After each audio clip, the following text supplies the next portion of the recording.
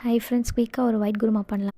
தேவையான இன்க்ரீடியன்ட்ஸ் வெங்காயம், தக்காளி, பச்சை மிளகா, புதினா, கொத்தமல்லி, அப்புறம் தேங்காயில் சோம்பு, பச்சை மிளகா, கொஞ்சம் பொட்டுக்கடல, கசகசா இருந்தால் நீங்கள் ஆட் பண்ணிக்கலாம், போட்டு பேஸ்ட் பண்ணி வச்சுக்கோங்க. அண்ட் குக்கரில் கொஞ்சமாக எண்ணெய் ஊற்றி தேவையான ஸ்பைசஸ்லாம் போட்டுட்டு கறி லீவ்ஸ் ஆட் பண்ணணும்.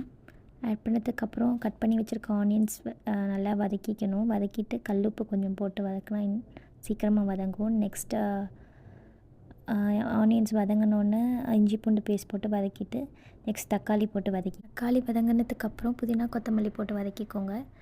அண்ட் தென் நீங்கள் வந்து தேவையான வெஜிடபிள்ஸ் எடுத்துக்கலாம். நான் காலிஃப்ளவர், கேரட், உருளைக்கிழங்கு, பட்டாணி எடுத்திருக்கேன். காலிஃப்ளவர் நான் ஆல்ரெடி கல்லுப்பு மஞ்சத்தூள் போட்டு வேக வச்சு எடுத்திருக்கேன். ஸோ நம்ம நெக்ஸ்ட்டு தேங்காய் பேஸ்ட் அரைச்சி வச்சிடணும் இல்லையா, அதையும் போட்டுட்டு ப்ரெஷர் குக் பண்ணிடுங்க. லாஸ்ட்டாக கொத்தமல்லி போட்டுக்கோங்க. சைட் பை சைட் சப்பாத்தி மாவு பசைஞ்சிட்டேன். ஸோ குயிக்கான ஒயிட் குருமா ரெடி, சப்பாத்தி ரெடி, சாப்பிட்லாம்.